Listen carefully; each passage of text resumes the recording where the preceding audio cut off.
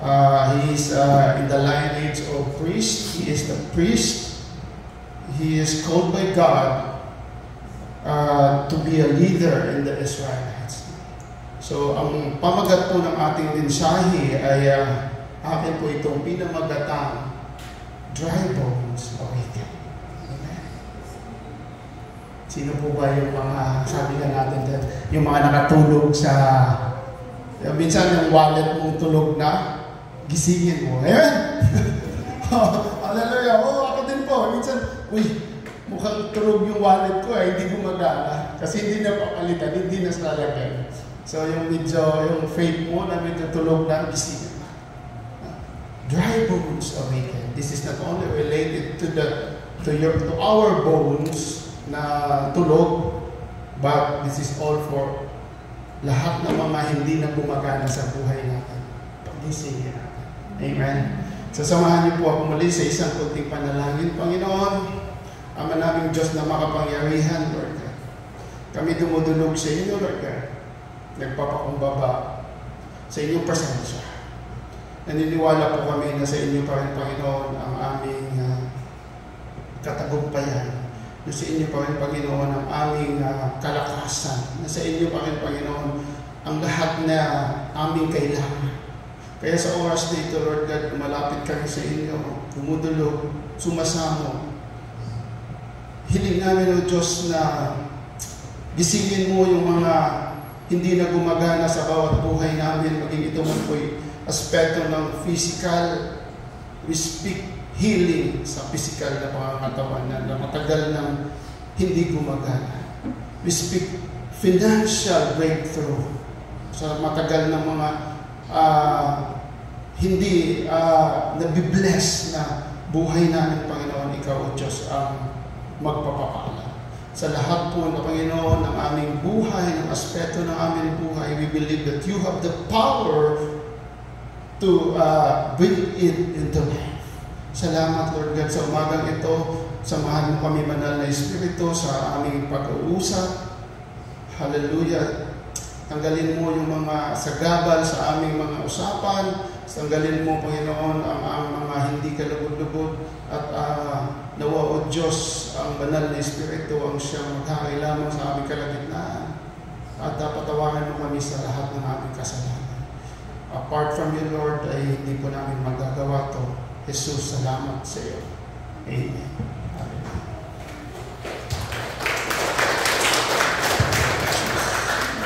So, medyo creepy po siya, no? Creepy po. Kasi na po nakakakita ng kalansay. Kung may nakita na ni Manny yung kalansay, no? Grabe, no? Yung mga buto-buto, no? Kalansay na so, sa mga bata, siguro naman, this is an illustration na yan po talaga yung form ng ating katawan. So, sa umagang ito, tunghayan natin ang mensahe ni Ezekiel. Ang sabi po dito, basahin ko po, hinay-hinay po ang ating mensahe. This is from the book of Ezekiel, chapter 37, from 1 to 14. Ang sabi po dito, the Lord took hold of me. In the other word, the hand of the Lord was on me, and I was carried away by the Spirit of the Lord to a valley filled with bones. He led me all around among the bones that covered the valley floor. They were scattered everywhere across the ground and were completely dried up. Then he asked me, Son of man, can these bones become living people again? Ezekiel replied, O sovereign Lord, you alone know the answer. Amen. Brothers and sisters, as I said po na, in verse 1 to 4, 1 to 3, ang sabi po dito, si Ezekiel bilang isang priest, he is the leader of one of the Israelites, na matagal ng mga hindi lamang po itong kalansay na ito yung nakikita, kundi totally dead people na talagang kahit buhay ay hindi na po gumagalaw. Ibig pong sabihin, alam niyo po ba, meron ka po yung nakikita dyan, yung mga walking dead. Amen? Yung mga walking dead, ibig pong sabihin dyan, yung mga kumakalat dyan, buhay po sila, pero sa paningin mo, dahil hindi po talaga nila alam ang katotohanan, sila po patay sa Espiritu. Amen. So, brothers and sisters, ang sabi po dito, along with God, si Ezekiel, habang lumalakad po sila in the valley, there were a lot of dry bones. Ang tanong po ng Panginoon, sa palagay mo, Ezekiel, mabubuhay pa po ba ito? Hello? Nakakapagtaka in this verse, ang Panginoon ang nagtanong kay Ezekiel. Amen? But, halos kadalasan, tayo ang laging nagtatanong. Amen? Lagi po tayong nagtatanong sa Panginoon, Lord, ano na naman po itong sitwasyon ko? Amen? I remember my question to the Lord, Lord, kasi ako po yun, this message is very related sa buhay ko. Sabi ko, Lord, bakit ganito naman? Sabi ng Panginoon, don't question me. Dahil, mga kapatid, tayo po, yung mga nangyayari sa buhay natin. Amen? Minsan, kadalasan, lagi po natin binabalik sa Panginoon. But, hindi po natin alam na minsan o halos tayo din po ang may gawa ng mga bagay na kung bakit tayo ang hindi blessed. Amen? So, this message, baliktad, si Lord po ang nagtanong. So, in other words, sa ating pong mga buhay, the questions to the Lord ay hindi naman po masama, pero sometimes, parang sinisisi pa po natin ang Panginoon. Amen po ba? Amen po, totoo sometimes. Na kung bakit nangyari sa buhay mo yung ganito, bakit? Si Lord na naman. Which is, the Lord knows every aspect sa buhay natin. May mga ginagawa po tayo talaga na hindi kalugod-lugod sa Panginoon. That's why there is a cut-off, which is makikita natin dito. A cut-off na hinuhold po ng Panginoon because until you obey my command, the Lord said, I will not let it be done. Kaya po mga kapatid, sabi nga po sa ating panalangin kanina, ang mensahe mo, unless you obey the Lord and His command, the blessings will not go unthrough. Kumbaga, hinuhold lang po ng Panginoon because of our iniquities, na pag hindi po tayo bumalik sa Panginoon. So this verse 3, sabi, O Sovereign Lord, I replied, you alone know the answer. Oo nga naman, bakit mo pa tinatanong Panginoon? Because, brothers and sisters, God is sinusubukan si Ezekiel sa kanyang pananampalataya. God ay tinitingnan si Ezekiel sa kanyang faith kung talaga bang naniniwala ka na mabubuhay itong mga kalansa na kalat-kalat. Brothers and sisters, take note. God is looking unto our faith. Maliit man yan, gaya nga po nung sinasabi natin dito nung nakaraan, if you have a faith like a mustard seed, nakita po ba natin nung nakaraan, it will grow like a tree. Unti-unti po siya, lumalaki if you get closer unto the Lord. Sabi nga natin, sabi nga sa aming mensahe sa Bible study kahapon, it is very important kung paano ka mag-aral ng salita ng Panginoon. And the Bible study is very important dahil kung the more you closer to God, the more your faith is bigger. Amen? Kasi because of the word of the Lord na lagi mo na i-encounter, imposibleng hindi mo siya ihahantulad sa buhay. Kaya kailangan, bago ka lumakad, bago ka That's why thank you sa buhay ng ating kapatid na may mga papaalis po dito. Ako dati naalala ko bago po ako umalis abroad, tinubog din po ako ng Panginoon. I have 3 verses na hinahawakan ko bago po ako umalis. Hindi pa po ako totally halos nakakaano sa Panginoon. I have 3 verses before I went to abroad, and sabi ko, ito po ang hahawakan ko, na ito po ay gagawin ng Panginoon sa buhay. And it did.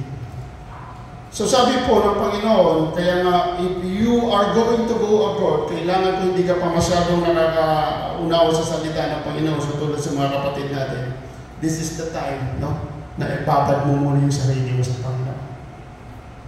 Dahil ito po ay napakagandang training ground para po tayo lumaban sa mga spiritual na bagay sa buhay.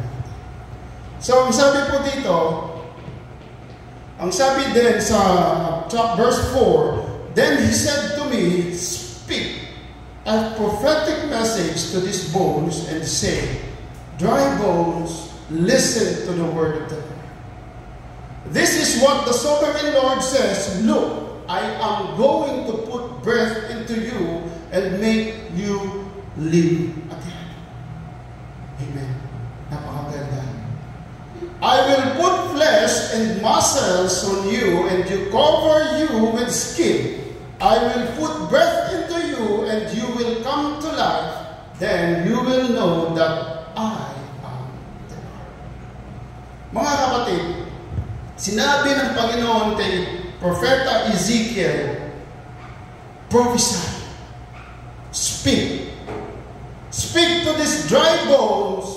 Not only these dry bones, and speak to the dead things sa buhay mo, brothers and sisters. This is related to also to all of us. Speak to all those things na hindi na gumagalaw sa buhay po natin. Dahil, ang sabi ng Panginoon, I will give life once again. This is a message of restoration. This is a message of new life. Na kung meron ka na mayroong hindi na gumagana sa buhay mo, sa buhay ko, once again, prophesy. Prophesy, declare, hallelujah, the word of the Lord is true to His promises and He will fulfill it. Amen. Sabi po ng salita ng Panginoon, I am the Lord, I will do my promise. He is faithful. Kaya po ang sabi po dito, when the Lord talked to Ezekiel, prophesy, declare that this bones will bring it into life. Sabi po ni Ezekiel, sabi po dito, so I spoke this message in verse 7, just as the Lord told me. Suddenly as I spoke, please listen, napakaganda. So I spoke this message just as He told me. Suddenly as I spoke, there was a rattling noise all across the valley. Imagine, brothers and sisters, imagine na you are in that valley with the Lord, sa dry bones, kasama mo na nandun. You have to picture it out. No? Yung katulad sa title natin kanina, na nandun, halos nandun ka. It's also illustration, but think about the valley, yes, thank you, Jess, na nandun ka kasama ng Panginoon. Na nung sinabi niya, so I spoke this message just as He told me, suddenly as I spoke, there was a rattling noise all across the valley. Ano po yung mga noise na yun, brothers and sisters? Di ba yung mga buto-buto, pag unti-unti na po siya, di ba? May mga nakit. Unti-unti na siyang bumubuo. There was a rattling noise all across the valley. Di ba siguro kinakatakan ka, nangingilabot ako ngayon, nangingilabot siguro dahil malamig. So, sabi po dito, there was a rattling noise all across the valley. The bones of its body come together and attach themselves as complete skeletons. Hallelujah! Woo! Amen. So, did you picture that? Amen. Na nung unti-unti na silang gumagalaw at nabubuo ulit, kung nandun ka, siguro ano bang reaction mo? Mamamamha o matatakot? Siguro, mix emotion, di ba? Matatakot o tatakbo ka ba? Kasi kalansay nabubuo ulit. Amen. So sabi po dito, then as I watch, Ezekiel is there, remember? Then as I watch, muscles and flesh, hallelujah, muscles and flesh form over the bones. Grabe. Amen. Then skin formed to cover their bodies, but they still had no breath in them. Mga kapatid, tumayo ang mga patay. Hindi pa bubuhay. Amen. Hindi pa bubuhay. Tumayo lang po yung mga patay. Unti-unti na. Dahan-dahan nila. Naalala na picture ito. Yung mga buto-buto na bumubuo, ayun, nandyan na po. Ayan. Tumayo na po sila. Then he said to me, again, speak a prophetic message to the wind. Son of man, speak a prophetic message and say, this is what the sovereign Lord says, come, O breath from the four winds, breathe into these dead bodies, so they may live again. Hallelujah! Hallelujah! Woo! Nakita niyo ba mga kapatid? So they may live again. Breathe. So Ezekiel maybe execute that prophetic message to that standing kalansay. Sabi po siguro ni Ezekiel, oh, breathe, and the four winds come, and the dead bodies will give their life. Sino po ang nagpabuhay sa kanila? The Spirit of the living God once again manifested sa bawat sitwasyon ng bawat patay na kalansay. Amen? And maybe, not maybe, but this is true, maging sa iyo, maging sa akin, once again, mabubuhay ang lahat ng mga bagay, ng mga patay, na matagal na natin hinahayaan sa buhay natin. If you believe, sabi po ng salita ng Panginoon, if you believe, it will happen unto you. Amen. Isang malakas na palakpak sa Panginoon. Pag naniniwala ka, sabi ko nga sa Panginoon, kagabi, sabi ko, Lord, I truly believe. You have the power. I have the power. Let's do it. Muli po ibabalik ng Panginoon ang mga bagay na matagal na nawala sa iyo, patay, kung ano man kung kulang, ibabalik po. Sabi po ng verse 10, so I spoke the message as He commanded me, and breath came into their bodies. They all came to life and stood up on their feet. Ano po nakikita nila? A great army. A great army, and the Lord said, Son of man, these bones represent the people of Israel. We are also the people of Israel as adopted Gentiles. Amen. So they are saying, we have become old, dry bones, all hope is gone. Our nations is finished. Yung mga taong Israelites na ito, a vast of great armies, nawawala na po sila ng buhay dahil sila po ay nagkukulang na rin sa pagtitiwala sa Panginoon. Therefore, again, prophesy to them and say, this is what the sovereign Lord says, O my people, I will open your graves of exile and cause you to rise again. Then I will bring you back back to the land of Israel. Amen. You know what, brothers and sisters?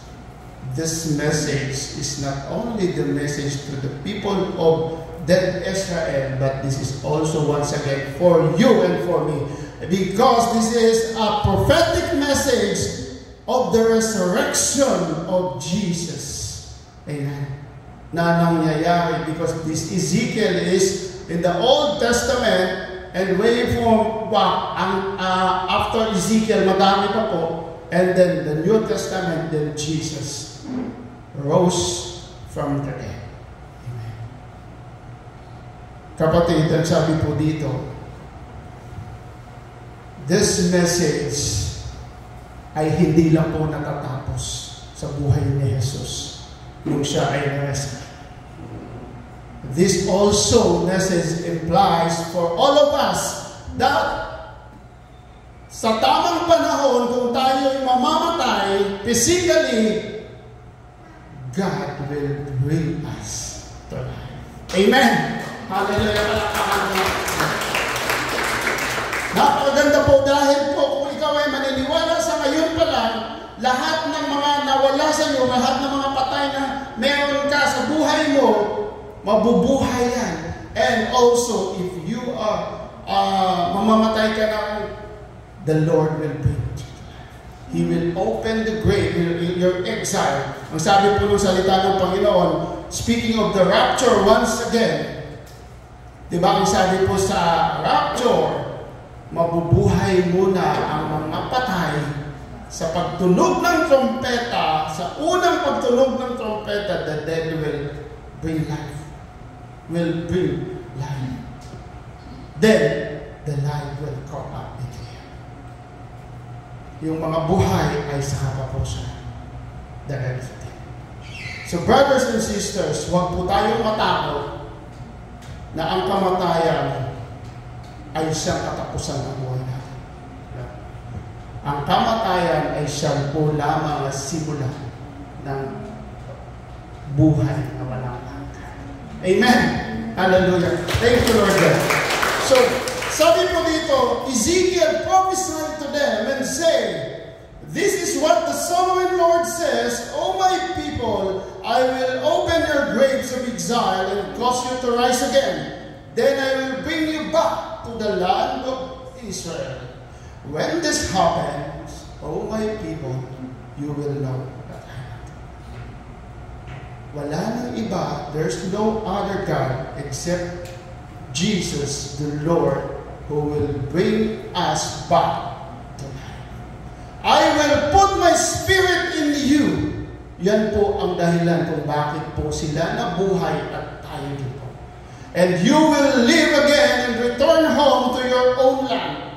Then you will know that I, the Lord, have spoken, and I have done what I said.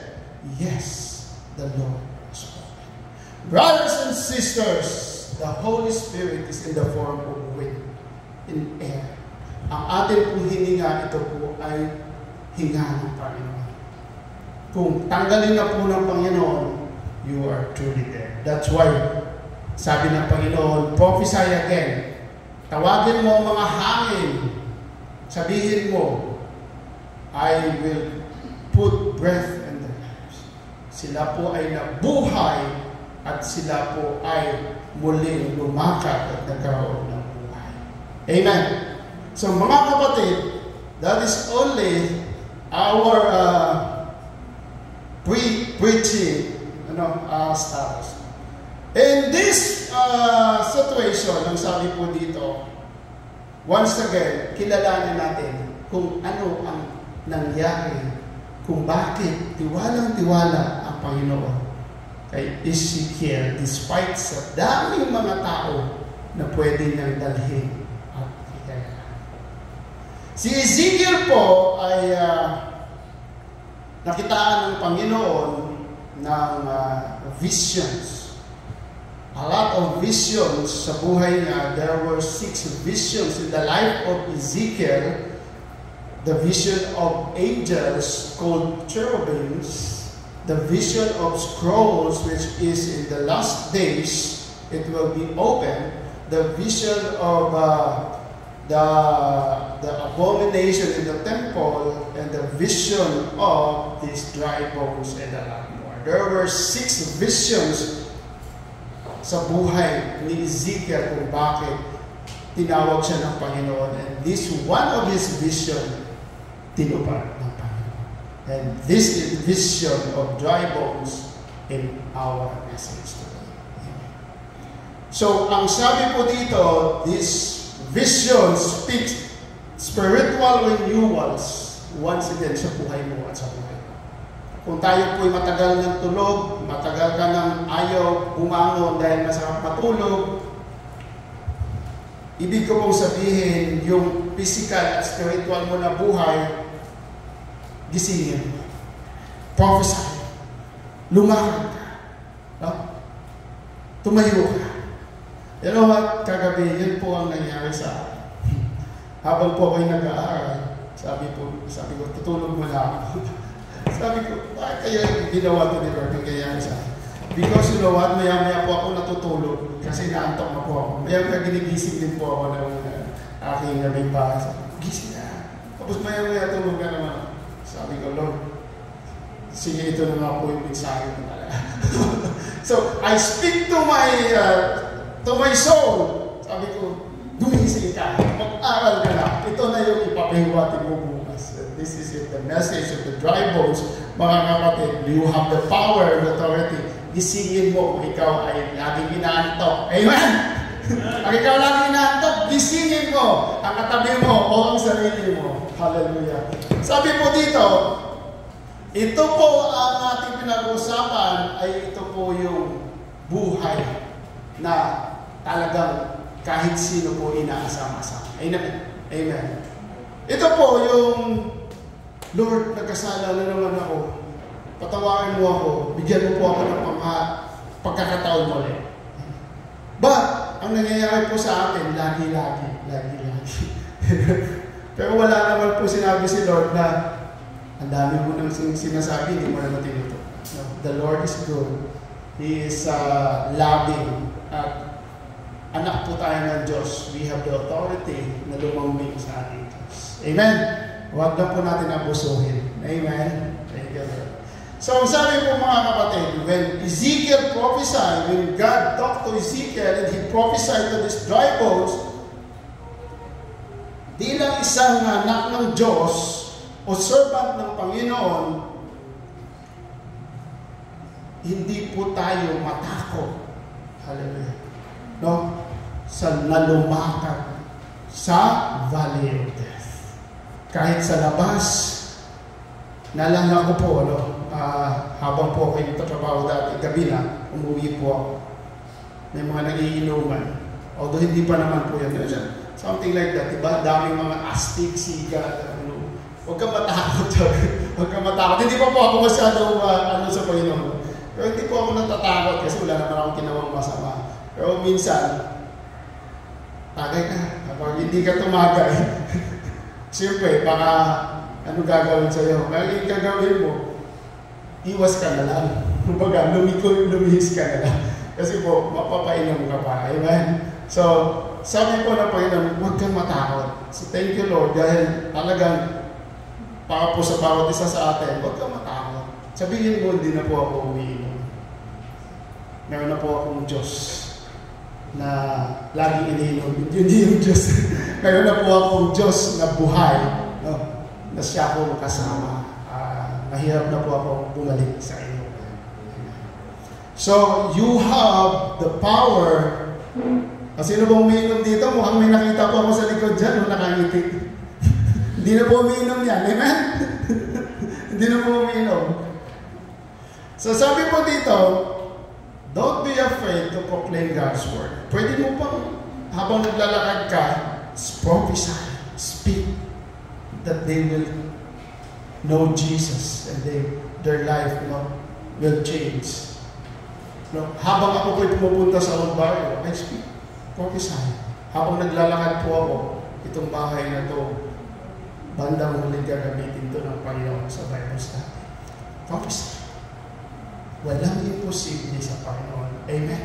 Kung hindi mang mangyari ngayon, maaaring sa susunod na taon, kung hindi man ikaw ang gagamitin pa din niya ng Panginoon sa ibang sa kanyang kapamahalan. Amen! Hallelujah, palakpakan. Prophesy. That's why, sa ngayon pa lang, pag meron ka ng nasa isip mo, prophesy, declare. Sabi po ng Panginoon sa kanyang salita, He is the God of the impossible God. With man, all things is impossible, but with God, nothing is impossible. Amen? Palakpakan ka. Sa Diyos, walang imposible pag ikaw ay naniniwala. So si Ezekiel, kung hindi siya naniniwala at hindi siya nag-prophesy, anong nangyari? Walang nangyari. So kaya kapatid, walang masamang subukan ang sinasabi ng Panginoon. At alam mo, pag ang sinabi ng Panginoon, may mangyayari. Amen? Thank you. Hallelujah. So the Lord said, prophesy, speak, that si Joshua ay magpapastor ka na. Amen? You know what? Ako din po ay sinabihan po yung dati. Amen? Ang ate ko, nandiyan po siya. Tatlong tao na nagsasabi sa akin that you will preach the word of the Lord. Hindi ko po alam po yun. And after for 30 years, nangyari po ang salita ng Panginoon. Prophesy. Amen. Si Ivan, si Lord na bahala sa iyo. Amen. Hallelujah. Si Lord na ang magpapatino ng puso mo. Amen. At gamitin ka para sa kanya. Prophesy. So this word of the Lord, you have confidence. Dapat confident ka na titiwala sa Panginoon. So, ang Panginoon, pag ikaw ay naintindihan mo ng salita ng Panginoon, bakit hindi mo pa gagawin? Kaya sa mga nanay, sa mga magulang, no? Maliit pa yung mga bata, kahit until now, prophesy, speak. Sa pagtulog po nila, sabi nga ng nanay ko dati, ganoon na ang ginagawa niya. Speak. No? Bulungan mo habang natutulog ng anak. Gamitin ka ng Panginoon, papapalain ka ng Panginoon. Si Lord ang bahala doon. Gawin mo ang iyong, ang sa utos niya, si Lord na ang prophet. Amen? Hallelujah. So dito, sabi ko dito, don't be afraid if the process is slow. At least, gumagalaw. Amen? At least, may ginawa ka kung matagal na dumating, mangyayari at mangyayari. Amen? Hallelujah. So, ang servant po ng Panginoon ay hindi natatakot when those bones are rattling. Ibig mo sabihin, pag nakikita mo, madidinig mo na mayroon ng mga gumagalaw, huwag kang matakot. Yan na po yung katuparan ng iyong declaration sa buhay mo. Amen? Thank you, Lord. Hallelujah. So, Ezekiel, sabi po dito, Ezekiel, God commanded Ezekiel to these dry bones to have breath.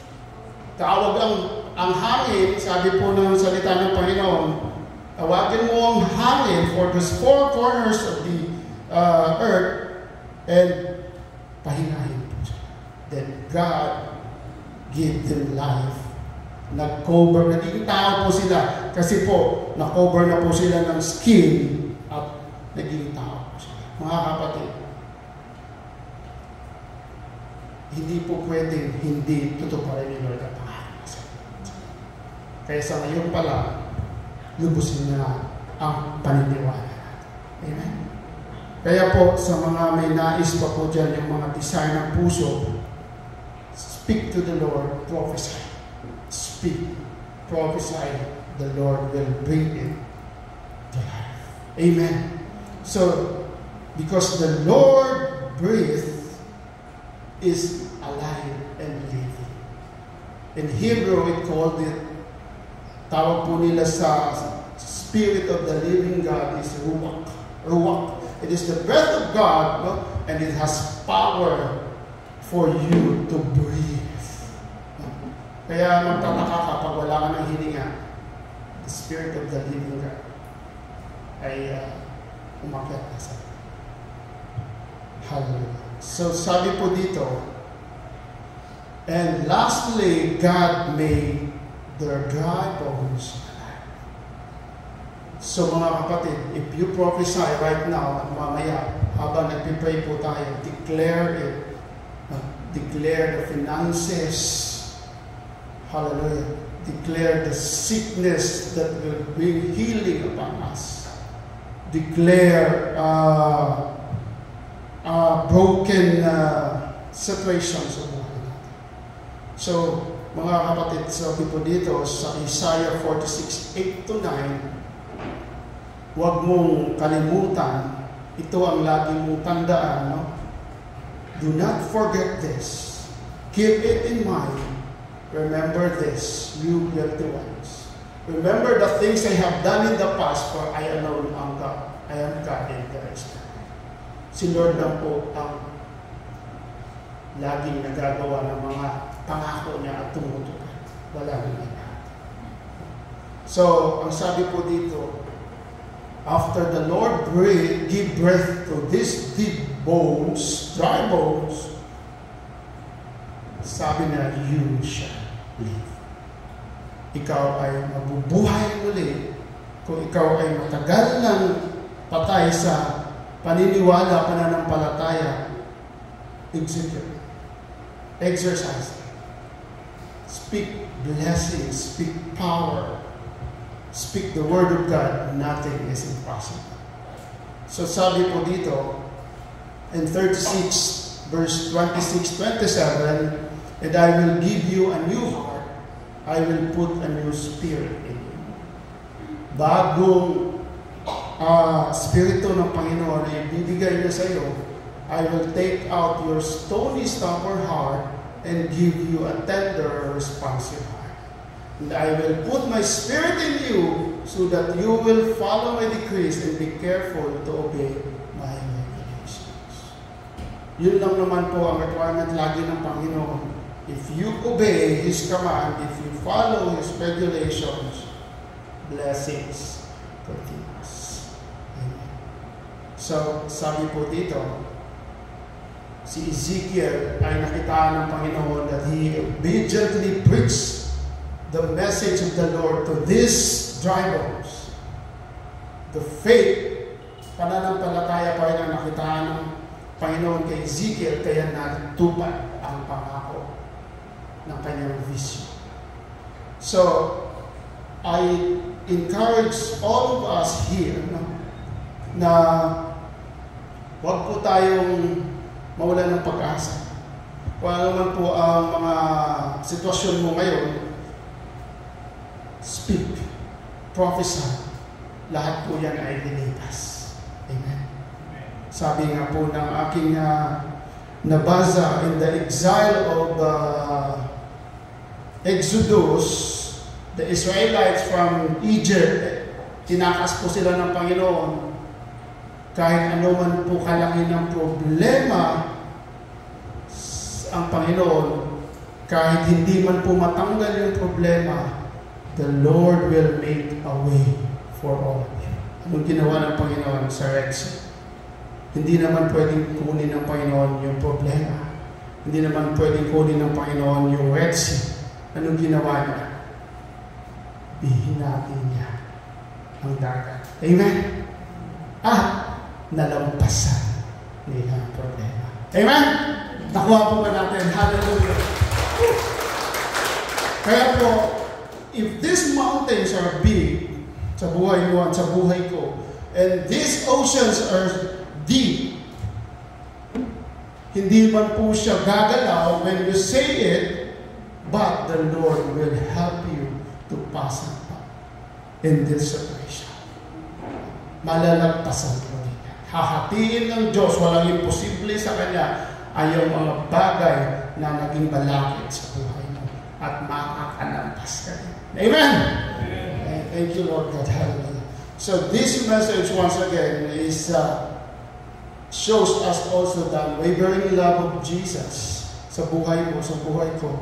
and the power of His Word at ang importance ng declaration ng salita ng Panginoon. Minsan, totoo, dati, nagsabi natin, ikaw, napakasama mo kasing bata ka. Sorry. But this is before pa sa atin mga buhay, di ba? Ikaw ay napakaganito mo, ganyan ka, wala. Then we realize na yung mga sinasabi po pala natin, lagi po akong sinasabihan ng mga aking asawa dati, huwag mong sabihin, speak, prophesy the good things in your children. And it will grow the way you speak. Matutunan po nilang gagawin. Pero dati po kasi, kung sinasabihan mo, ikaw, ang sexy mo, anak, grabe paglaki mo, magiging ganito ka. Kasi nagtatanim ka. Ang sama ng loob, ang sama mo, nagtatanim ka. But in reverse, sabihin mo, you are blessed, you have the power to heal, mga bagay na nakakatulong. So, and dahan-dahan po mabubuhay yan sa bawat isa sa atin. Sa bawat isa sa sinasabihan mo at magtataka ka, gumalaw po sa akin. Si Kito po ay, nung nasa church po kami sa kabila, nung nasa napupunan pa po siya ni Mrs., hindi po yan po bigla ng isang elders doon, pinopisay, na gagamitin ka sa gawain ng Panginoon. Totoo po, nung sa sinapupunan pa lang po siya. And the more na sinasabi, maniwala ka bilang isang ina, bilang isang ama, maniniwala ka. Amen. So, we believe na gagamitin po sila, si Kito. And of course, huwag mo din hayaan na hindi magamit. So you have the power as parents na magsabi na gagamitin ka ng Panginoon. Amen. Si Hannah, nung siya po ay naghingi sa Panginoon ng anak, which is Samuel, Lord, bigyan mo ako ng anak. And papagamit ko po sa iyo ito. Then Samuel ay ginamit ng Panginoon. Amen. So sa bawat isa sa atin, I hope na matutunan tayo bilang isang sa mga bata na gusto mag-speak, prophesy, goodness and grace upon us. Amen. Sa buhay ng mga anak po natin. Amen. Hallelujah. So, sa buhay po nitong salita natin, I am looking Jesus in the situation. Saan po si Jesus po dito? Well, sabi nga po ng ating pinabasa, this speaks about resurrection, and the resurrection of these dry bones speaks the prophecy that Jesus will resurrect. So, maging ang buhay po natin sa susunod na mga araw, in God's time, mabubuhay po muli. Amen. Hallelujah. Thank you, Lord. Hindi lang po tayo dito nakatira, kundi mananahan po tayo sa kasama ng Diyos. In conclusion, mga kapatid, tapos na po ang mensahe natin.